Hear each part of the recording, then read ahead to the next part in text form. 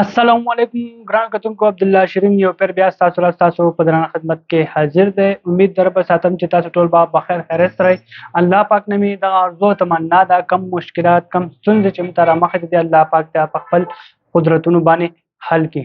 د خوشحالۍ خبر دی او خوشحالۍ خبر سحر راغلی دی او تاسو څنګه معلومه چې انکر پرسن عمران ریاض خان بازیاب شو هغه خپل کور ته راورسېدو.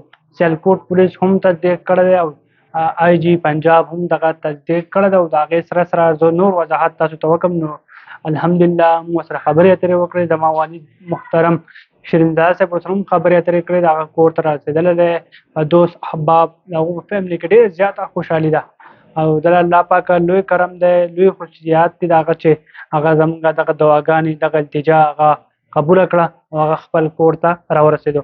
خو هغه تاسو ته ووایم د هغه صحت په حواله سره نو هغه لږ بیمار دی لږ کمزوری شوی دی سختې تېرې کړې ډېرې زیاتې او کور والا هم تاسو ته بیا یو پیر التجا ده چې دعاګانې کوئ په خصوصي دعاګانو کې د هغو د صحتیاب دپاره د هغو د روغ ژوند لپاره دعاګانې کوي چې هغه الله پاک وله بیا لوی ژوند ورکړي روغ ژوند وله ورکړي.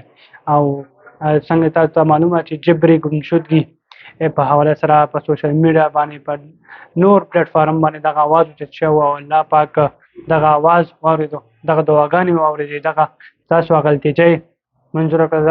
دا الله پاک لوی شان دی.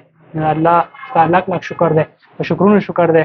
انشاءالله ډېر ژر به د هغو خبرې ستاسو سره کوو د هغو ملاقات به ستاسو سره کوو په دوست احباب په فیملي کې هغو ډېرې زیاته خوشحالي ده او امید ساتم چې تاسو به هم دعاګانې کوئ په خصوصي دعاګانو کې موږ هم یاد ساتئ او د مرګ د بهترۍ لپاره هم دعاګانې ستاسو نه امید ساتم.